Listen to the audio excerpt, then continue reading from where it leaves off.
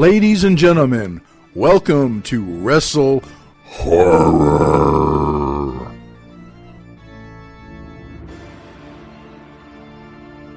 All right, greetings, viewers and listeners. I'm Meathook Jim with the WrestleHorror podcast. To my left or my right, depending on how you're looking at it, if you're watching, is my co-host Donnie Hoover. Donnie, what's going on? Oh man, what's happening here? A lot of stuff going on, getting ready for the holidays. Just finished up with the holidays, so we're doing good. Right, and our special guest on this episode, we went across the pond to the UK, and we've got Chris Regan. Is it Regan? Regan, excuse me, Chris Regan with us, and he's a filmmaker and a writer. Chris, welcome to the show. Thanks very much for having me. Thank you. We've been excited since I got your email and this Paintball Massacre. Let's start with that. This has just got my curiosity piqued. Sure. So tell us about Paintball Massacre. Well, it's a slasher film. I mean, it's a proper old school slasher film about this group of school friends that get together for a reunion, and they're all kind of in their kind of sort of late 20s, early 30s, and they sort of meet up, and then they go for this game of paintball the next day, and when they get there, people start to die fairly quickly, and they realize there's this sort of psycho going around, sort of picking them off one by one, and they're in the middle of nowhere, so they have to sort of try and get out. But there's a bit of a mystery to it as well, and they're trying to figure out who it is. And I don't want to give too much away, but it came out in the States yesterday, I think. So it did. Well, being that I'm a huge slasher fan, I'm putting a big old circle around that. Oh, cool. Yeah. and my to watch list. Oh, excellent. yeah. Donnie is a huge Jason fan from Friday the 13th. Oh yeah. Oh, brilliant. Yeah. Even though I did it right. I screwed it up. Even though I got Pennywise in the background. Yeah, I have trouble doing my directions. I screw it up all the time. Yeah, I rewatched when I wrote it, I did rewatch all the Friday the 13th films. I'd seen them before, but it'd been a while, so I did go back through all those ones again, and I'm a huge horror fan in general, so it was it's good. Well, that's a great segue, because I was going to ask you, what got you interested in horror? I think it's just something I've always been into. I was really, I think one of the earliest films I can remember watching was Abbott and Costello Meet Frankenstein, which I think my dad showed to me when I was a kid, really. But that was sort of, I think that was kind of the gateway into everything, really, because from that, I used to watch the Bela Lugosi Dracula, the Todd Browning one. I was really into that as well, and Frankenstein, all the Universal films. Right. I used to watch when I was little, and then from there I was. In terms of like writing as well, I got into Clive Barker sort of fairly early on when I was a teenager, and that's that I was really interested in that, and then I think going into the films again, like Hellraiser sort of is one of my favorite films. That's definitely up there. That's sort of I still think that film still really holds up today. It's still sort of really interesting, and one of the best horror films ever made, I think. But I can't agree with you more about Hellraiser. It's on the top of my list. The only one I wasn't too big a fan of was the remake, where they didn't have Doug Bradley as Pinhead. Oh, I haven't seen any of those ones. I've seen all the Doug Bradley ones, and then the last two I haven't seen because it was they get sort of progressively worse as they go on anyway. But they sort of I really like the fifth one's really good. I can't remember. I think that's is it Inferno? Number 5 I really like, which is the one that Scott Derrickson did. I think that's a really good one. But I worked with Doug Bradley on 10 Dead Men, a film that I wrote a while ago. So he hates the fifth one. He really likes, his favorite was the third one. Okay. Yeah, I was fortunate enough to meet Doug Bradley several years ago at a Oh, brilliant. convention, and we talked to him with my other podcast, and such a pleasure. You look at him and you can't see Pinhead, but you know he's Pinhead. Yes, yeah. No, he's great. Yeah, and he's got such an amazing voice, and yeah, he's great. He does. He does. So, let me ask you this: being in the UK, I know you guys have your scare attractions and things like that. Are you a big fan of going out to those and checking those out? Yeah, well, I went to the first time I did anything like that was I went to Universal Studios in LA, and Okay. when they did their Halloween Mhm. thing. So I guess, I mean, it was a long time ago, like 2007, I suppose. But and I think over here it's never been as big a thing. But there was one I went to last year. There's a farm. I live on the south coast, Okay. and there's a farm near in Sussex that do called Tully's Farm, and they do a big sort of scare attraction. Obviously, they didn't do it this year, unfortunately, but they have sort of, several different mazes and things. So Mhm. yeah, that was no, I love stuff like that. I think it's amazing. But I was working on, and it wasn't an official thing. I was trying to write something based Uh, on scare attractions once, because I got obsessed with uh McCamey Manor. oh The yes, yes. So I kind of I got sort of obsessed with that YouTube channel, and the guy who runs it, and it's the whole thing's sort of fascinating. So I don't know what you make of it, because I know some people sort of don't. He's sort of on the outskirts of things, really, isn't he? He's not really. He's very polarizing, Yes, and that's what I'm looking the word I'm looking for. you either love him or you hate him. I'm friends with Russ McCamey. Oh, really? Okay, cool. I am, and I there a few years ago we were talking about doing some work together. It didn't pan out because he wasn't Mm. sure where he was going, but it kind of borders on torture porn. Yeah, I couldn't.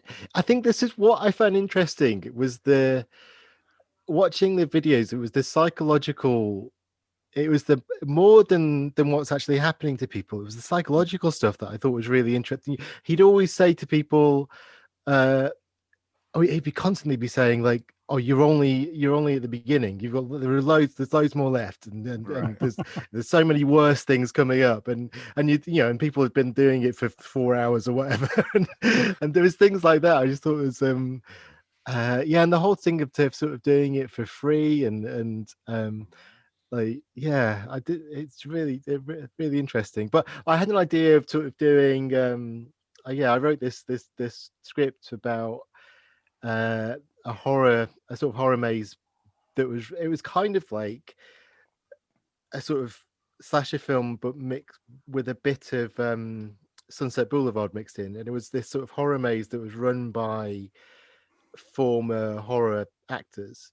So that was the idea. Who then kind of take it too far in a kind of McCamey Manor type thing, but I couldn't really get it going. But yeah, that was. I spent a long time watching McCamey Manor videos, but I do love all that stuff. I think it's great, and I think the thing is, it's one of those things. And I think the problem, I mean, maybe that happens over there too, but over here, I think the sort of, because you really have to sort of embrace the kind of fun of it. I think Right. in a horror maze, you have to sort of go in and understand that it's just sort of fun, and that it's obviously that it's safe, and I think people over here struggle. I don't think they've taken off as much over here, because I think people struggle a bit with that. Sometimes they sort of Now, would you do the McCamey Manor stuff yourself? Would you sign up? no, I did go through I did sort of get the kind of, I emailed him once and got the kind of sign up form. And there was no way I was going to do it, but I was kind of curious as to See the process. yeah. So, but no, I mean, it's the yeah, the thing with the horror maze is you know it's not real. You're not actually going to get hurt, and that's fine. And I think, and obviously the intention. I know obviously Russ McCamey's intention is not to hurt people, but there is obviously some sort of there's a sort of Mhm. mental torture there, and there is people are getting physically. I mean, there was that other one as well, wasn't there? That was it, Blackout. That was Yeah. that Mhm. was sort of quite extreme. I watched a documentary about that, and then, yeah, that stuff doesn't like. Yeah, that I'm not that interested in, but in doing myself, I'm I'm with you. fascinated in the process. Yep, I'm with you. Like I said, Yeah, I don't mind watching it and shaking my head, but it ain't nothing I'd sign up for. yes, The reason I brought that question up, I mean, obviously from the fact that you do horror and everything, is that Donnie actually used to own a haunted attraction, and I just retired from acting over, oh gosh, I can't remember how many years I've been in a haunted attraction actor, but I just recently retired. Mhm. Um, and there's nothing better than scaring the piss out of somebody. Right. Yeah. I can imagine. It's quite an experience, and the first time you scare somebody, it's like you want more and more and Right. more. Just like when you in your movies, you want to give people that thrill, and you want to keep them scared, keep them on the edge of their seats. Yeah. I mean, it's something I really enjoy experiencing myself. I think that's what I've always been into. Yeah, being scared. So I think yeah, the idea of doing it to other people is sort of Mhm. is fun. And I really like the kind of irrational fears that you get from horror films, like because I really love supernatural horror films and paranormal things, but I'm not scared of that stuff. Like I don't believe in ghosts or anything. I don't think that stuff sort of going to get me, but there is that. So I do like that sensation of being scared by something that can't possibly exist. I don't know. Well, Right. for me anyway. It's Mhm. yeah. It's it kind of I don't know. Something takes you out of real life for a bit. It's nice. It's that what if factor. You Yeah, know, yeah, what if this were to happen? yeah, What if it existed? And that's what sticks in the back of people's heads. Um, but let's talk about a little bit more of your work. You mentioned 10 Dead Men earlier, yeah. and tell us about that. Well, it's an action film. It was really like very low budget. We sort of did it. Uh, so I'd been working on a web comic. This was going back to sort of about 2005. Um, and I've been working with these guys in Brighton, near where I live, on this web comic, and they'd done a film before, and wanted to do something else, so and brought me on to write it. And it's a basic revenge thing. It's like a Point Blank, the Lee Marvin film, was very similar to that. So a guy is sort of killed by his former gang mates and left for dead, and then he comes back and takes them out. But it was filmed in a very kind of organic way, because we were filming it at weekend. Everyone had day jobs, and we were filming it at weekends and evenings and whenever we could. Um, and a lot of the script kind of developed around what was available and which actors were available and things like that. So there were a lot. So it's full. It's got all these huge sort of set pieces in it. I mean, there's a fight at the end that's really full on. Probably about 30 people die, and Wow. it's got explosions and all kinds of it's got a great stunt team. The guy who did the fight choreography is really good, and loads of people worked on it have gone on to do sort of other things. But yeah, we had this kind of it was, by the end, it was a bit of a mess. It was kind of all these different scenes just sort of together. And so we had, they were all kind of scripted, but then we kind of had to go back to the script, and it was a sort of process of pulling it all together. And the way we did that was there was a voiceover in the script that was supposed to be for the main character's point of view, and then one of the producer had this idea. Phil, he had this idea of bringing in Doug Bradley. I think he sort of got in touch with his agent already, and when worked out that we could afford him, and thought, well, okay, what if you get Doug to do the voiceover instead?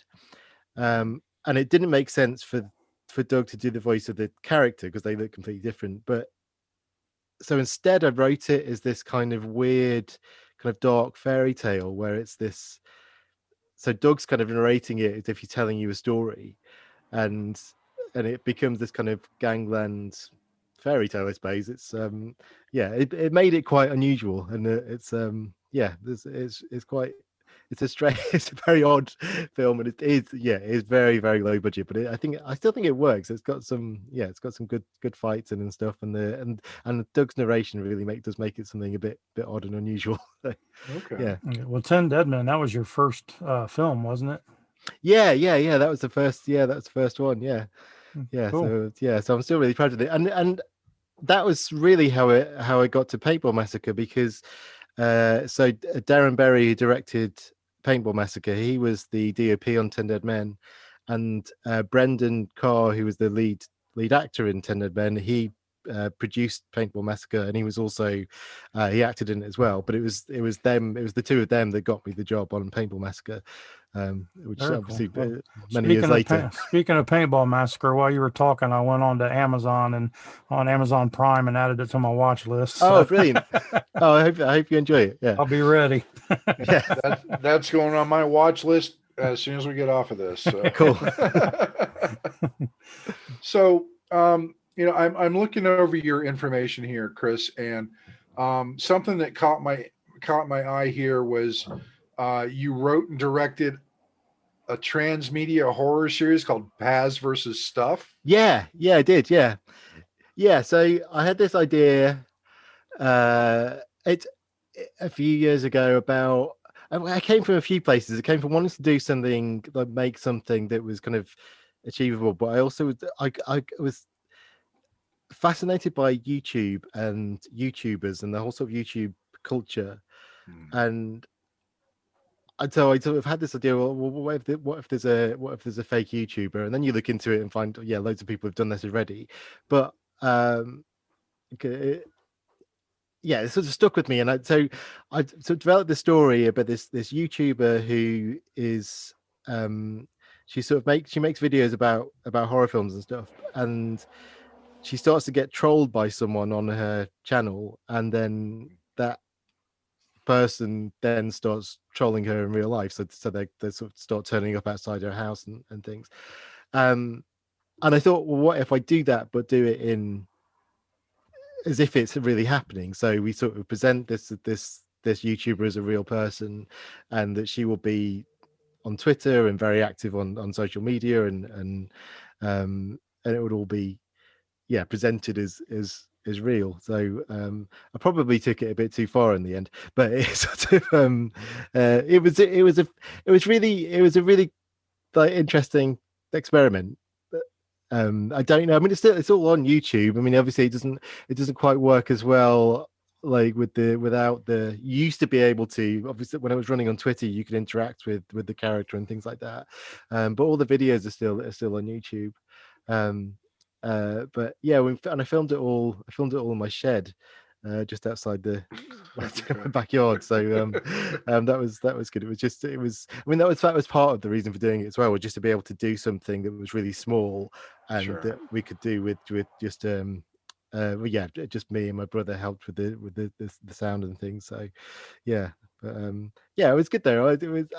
We got, like, at one point I was writing as the character for an online magazine who didn't know, who just assumed it was real, and then Paz, the character, was got to go to a film premiere as the actor went as the character, and we sort of got quite far with it, and then another YouTuber sort of outed us. He sort of found out and kind of did this big kind of video about how awful it was, and that was it. And I was kind of wrapping it up by then anyway, because it was but it was it was an interesting thing to do. And I think I did it a lot of the time. I sort of assumed that people knew that it was that it was fake. But I think at the end we got quite a few angry comments on the last video, and I think a few people had sort of bought into it more than I'd perhaps realized. Well, you're going to have your critics no matter where you go. I mean, yeah, well, yes. But obviously I'm going to have to go to YouTube and look that up as well. The one I recommend starting with is she does a video. I can't remember the exact title, but it's one of the early ones, and she does one about the 4 most obscure horror films, and she sort of lists these four films, one of Okay. which is fake. But I don't give away which one, although it's pretty obvious when you watch it. But I did a lot of stuff like that where I would just kind of like messing with people really she'd present these 4 films and one of them's fake. But then obviously in the comments, people start saying, "Oh yeah, I've seen that film," and so I just sort of enjoyed that. So you're a screenwriter and you're an author. Did you go to college for writing or? Yeah, I did screenwriting. I did a master's in screenwriting Okay. at the university over here. Yeah, which I don't know if is necessary really. It was good for spending a year just concentrating on writing. That's I think that's the but I don't know if I remember when I finished it, I went back to, because I'd been writing scripts, but just for myself since I was a teenager. And I went back after I finished the masters. I went back to some of my early scripts, thinking, "Oh, I can just completely rewrite these now, because all the structure and stuff that I've learned and all these things, it'll they'll be terrible, but I'll know how to fix them." And I look back at those early scripts, and actually, the structural stuff was all there, because it had all kind of come from just watching films. So I I didn't necessarily need someone to sort of I don't think it's necessarily the route that you have to go down, but it was definitely worthwhile for sort of focusing me on it, I think. Well, I'm sure it certainly helps with cleaning up and editing your writing. Yeah, it does. And I've done some of the jobs that I've done have come through at that aspect of it, really being brought on as a script editor rather than and that's kind of led to sort of other contacts and things. But yeah, I mean, that is something I'm quite good at spotting where the issues are with scripts. So yeah, I think that probably did come from that. And the reason for that question is I dabble in writing a little bit. Right. And I've written a short story that I'm hopefully going to have published soon. Oh, brilliant. So I'm keeping my fingers crossed. I'm talking to some people in the horror field, and hopefully I can get into a magazine or even on an e-zine. Yeah. So it's something I do from time to time. I've got another one in my head that I'm ready to write, just finding the time. Yeah, well, is it a horror story? Yes, both of them are. Yes. Right, brilliant. Yeah, I think the thing is, I mean, I started writing. I started with short stories.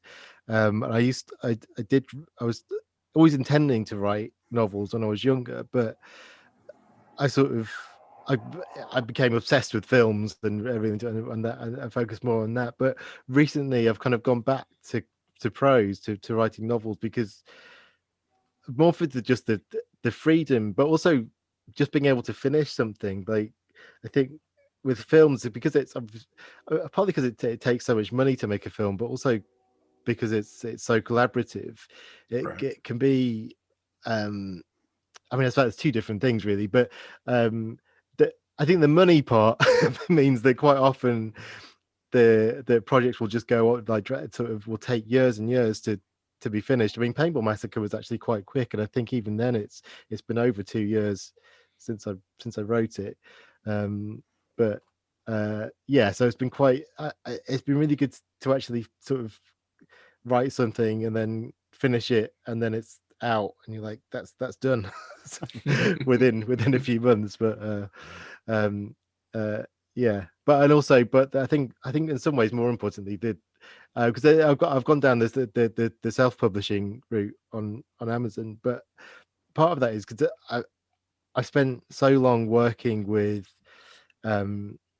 producers and directors, and you kind of, with screenwriting, you're constantly getting notes and constantly getting sort of feedback, and you're sort of forever sort of rewriting, and I just really wanted to do something that was just me, and they Right. just put it out and go, there, it's done.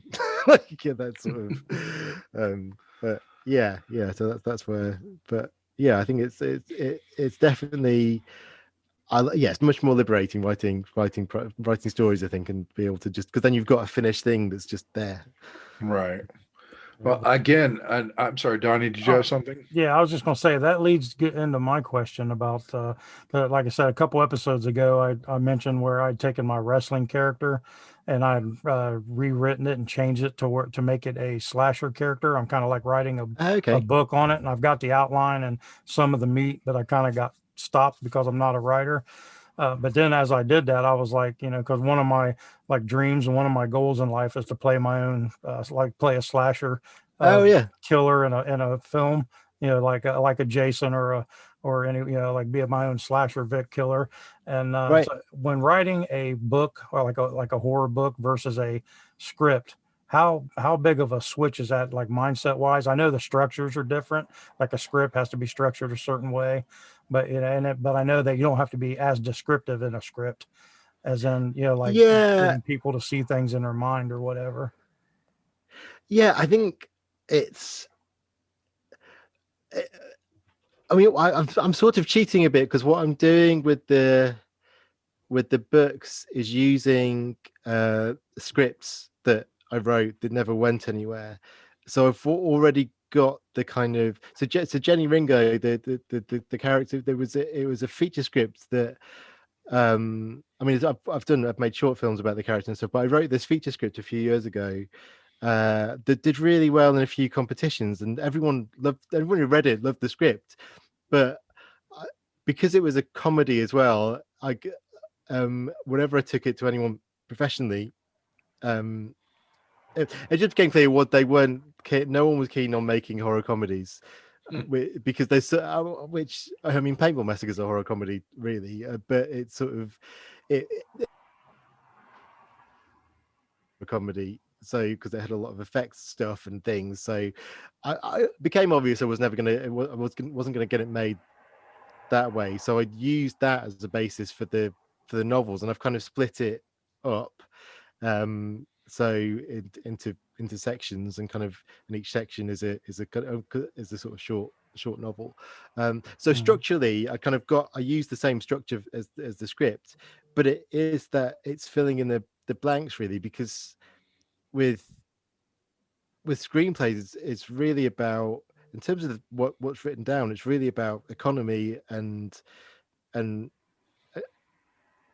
communicating a lot in as fewer words as possible, whilst also, like, the art of it is sort of being able to do that whilst also giving enough to suggest character and like, because I mean, screenplay dialogue, I'm some people disagree on this, but I think screenplay dialogue, and especially in genre films, like in horror films, shouldn't really be naturalistic, but it's not how people talk, really, but it should have enough of that. It should have a flavor of it, so it doesn't jar, so you think that person's talk, that sounds realistic, but it's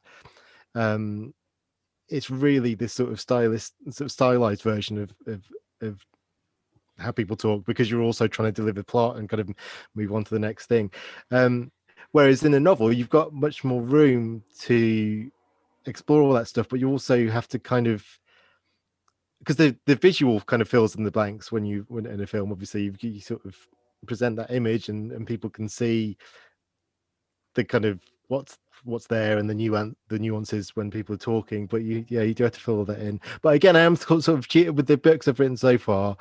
I've cheated a little bit, because I write them in a very kind of, they're told in first person, and they're done in a very sort of what's the word, the character who's narrating the stories is quite eccentric, so he kind of goes off on tangents and all over the place. So, and that's kind of how I kind of got to the word count, I suppose, by kind of adding in all these random sort of bits. But I'm trying to, next year I want to try and have a go at kind of straight horror as well in prose. I've got a few well, I've got a few more horror scripts basically that didn't quite make it. So I'm like, well, okay, I'll take some of those and and try and turn those into books as well. Yeah, that's called repurposing. Ain't nothing wrong with that. That's Yeah, right. well, yeah. I'm Well, not the thing is cheating. that these sort of ideas, the ideas are good, and often it's not. Often those films didn't sort of go into production not because of the quality of the writing, but because usually because of money not coming through or various other reasons. But then or they were just films that I wrote for myself that I then tried to pass on to people that just didn't go anywhere. So so it feels like a waste not to do something with them. So yeah. Okay. Okay. It's very clever, actually. So that kind of segues into my next question, and I wanted to talk about your books. And Jenny Ringo is a consistent theme in your books here. Yeah. So she's the protagonist of the first of this. Yeah, I've just written two, and she's the protagonist of those. And yet, like I said, she started as a character in screenplays, and then I made a few short films with the character, and yeah. Now we are. Now she's in these. Well, I see you've got a Jenny Ringo creepy Christmas story that came out on the 1st. Yeah, which is free. That's available on Amazon. It's called Christmas Chopping, which was a reference to Chopping Mall. I mean, I sort of, my own worst enemy really, because I do just sort of, they're full of references that are probably about 5 people will get, but Okay. but yeah, that one's about, it's sort of, so the overall arc of the story is so Jenny's a witch, and she, in the first book, which is called The Library of Lost Souls, she sort of causes an issue in this university library, and everything kind of goes. She's experimenting with magic, and it all goes wrong. And she ropes in the student at the university called Gavin, and he kind of helps her. They sort of play off each other quite well, and they sort out this problem. But at the end of it, he's kicked out of university, and they end up moving in together. But where they live is there's something they're kind of stuck in. They're in this sort of block of flats in Brighton, and there's something odd about the people there. And Gavin's not sure that they're even allowed to go out because of various reasons. I won't spoil the whole thing, but like, and the Christmas one is about them sort of going out together on Christmas Day to sort of explore the world on Christmas Day, and because people don't usually go out on Christmas Day, people are usually sort of inside with their families. They go out and they find that the town is kind of overrun by kind of ghosts and monsters and all kinds of spooky things, but like friendly spooky things at first. And there's a giant spider. So yeah, but it's I mean, it's very silly. It's a comedy, but at the same time, I always try and make sure that the horror stuff is sort of is serious. It's the way the characters react to it that's funny, but there is some kind of, I think there are some quite strong kind of horror ideas in there. Well, I can tell you right now that my wife would get to a giant spider and then stop. Right? Yeah. I can't have any kind of spider in this house without her saying something about it. Right. So. Well, no, I mean, to be honest, I mean, I can't deal with spiders, which is, I think that's why I put it in there, because yeah, that's definitely right what you're scared of. So Jenny Ringo has become quite the character. Apparently, you even have a website.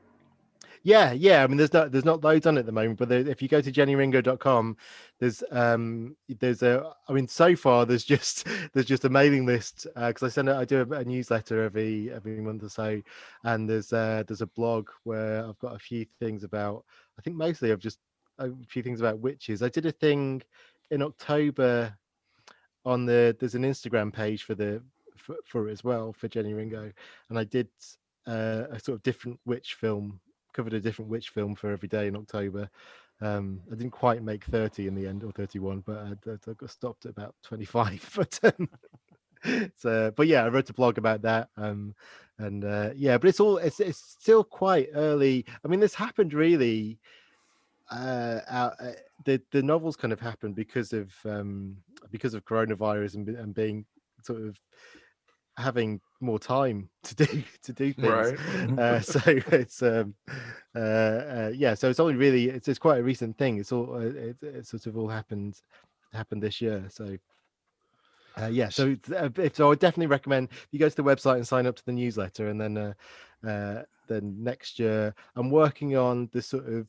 So there's the first book, then the second one is the Christmas one. That's like a side story really, and I'm working on the official second book at the moment, which is a lot more ambitious than the first one. So that should be quite cool when it comes out.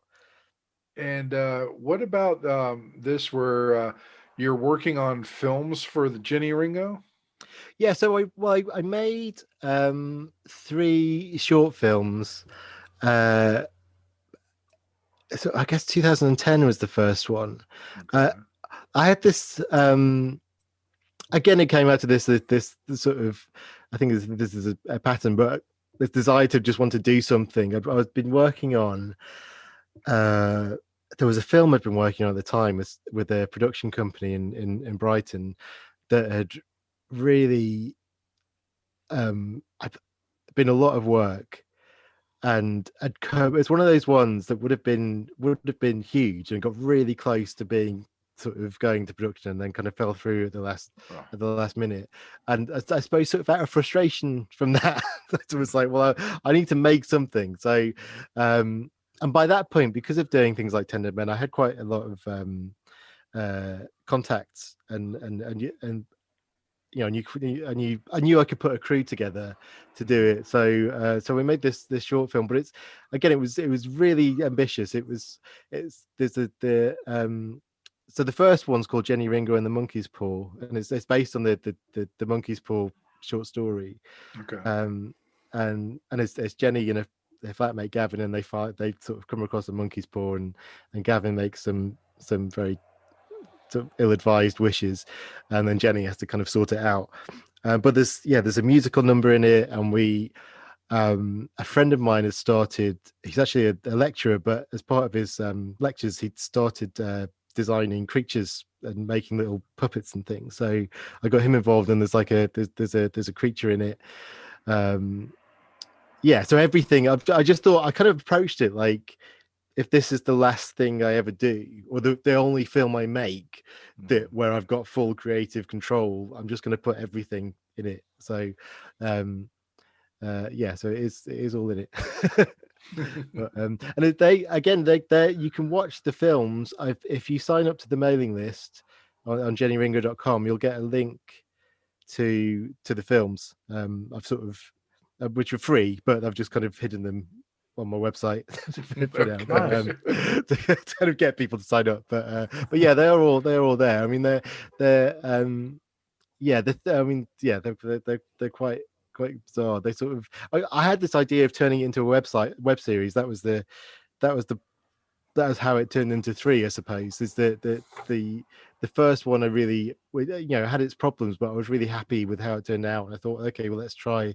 So the second one is more kind of there's more of an idea of like this monster of the week. It's like, oh, this could be a thing. And then the third one's a very short one, but it was almost to try and show off all the sort of stuff we could do if it had developed. But yeah, all of which will kind of reuse for the books. But yeah. Well, based on what you've told us, and you mentioned earlier, you have a thing for the supernatural. This just kind of falls right into place with that mindset. Yeah, it does. Yeah, I mean, yeah, I mean, I've always been sort of more interested in the. I really the stuff I really like I really like when magic's done well in films, and it very rarely is. Like it, I think too often it's just becomes an effect. But things like The Devil Rides Out, I really love, and Night of the Demon. I don't know if that's got.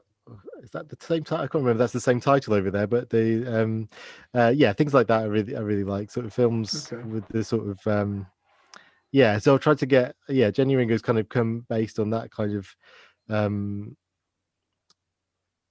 that tradition. Really, this I really like the idea of sort of magic being this thing where you can somehow alter your reality, but then it does have this great potential to go wrong. Yeah. Excellent. Donnie, I'm gonna ask you this to ask Chris, and we're gonna put you on the spot, Chris. Okay. Because Donnie has a question we ask of all of our guests, and you being a screenwriter and a horror author, like I said, we're going to put you on the spot. So Donnie, right. Yep, like he said, this is something we ask everybody. It's kind of a fun little thing. And the question is, you are the main character in your own horror film. What is your go-to kill? What is my go-to kill? So I'm the killer. Am I the right? Okay. I think it would be something sort of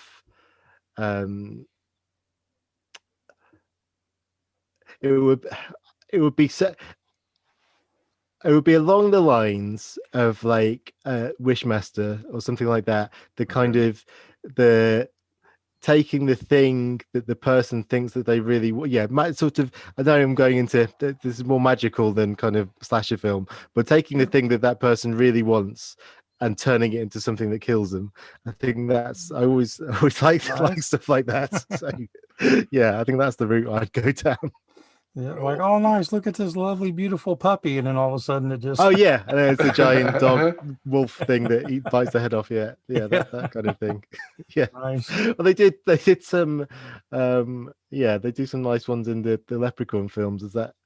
There's one, I think it's Leprechaun 3, the someone wishes for loads of money, and he gets just gold coins just inside his stomach, and stuff like that. Okay. I got to say that ever since we started asking this question on our show, we've gotten so many unique answers. Right. Nobody's really repeated any answers we've asked for. So that's great. I mean, I love your take on it. Our last episode, our guest was talking about how he would be the, he would construct the mousetrap and let things happen. Okay. Yep, he would set the trap and then just sit back and watch everything, watch them basically kill themselves. Pretty much. That's dark. Yeah. So your Wishmaster type thing, in and itself is unique. So we appreciate that. And what we want to do now is we want to get everybody listening and watching to find out more about you and more about your work. So what's all your social media? Where can people find out more about Chris Regan? Well, I suppose, where am I most active? I mean, definitely go to jennyringo.com for the book. I'm on Twitter. I'm CG_Regan, and that's probably a good place to find me as well. And all my kind of links are on there. I think if you want to see what I've worked on, I think I'm Chris Regan 5 on IMDb. So.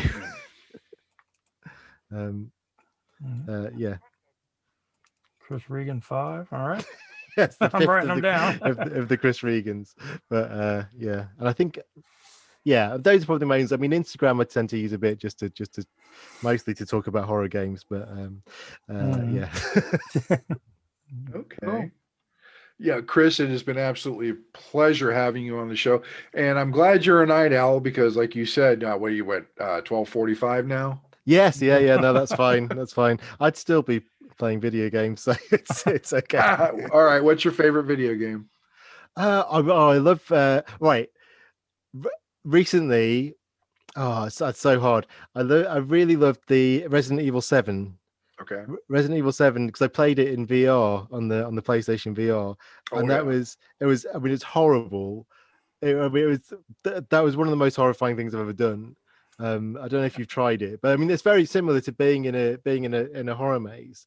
You know, there are sections in that are hideous. But I definitely have a PlayStation VR. I don't have that one yet. oh, it's worth doing. I would definitely get that one.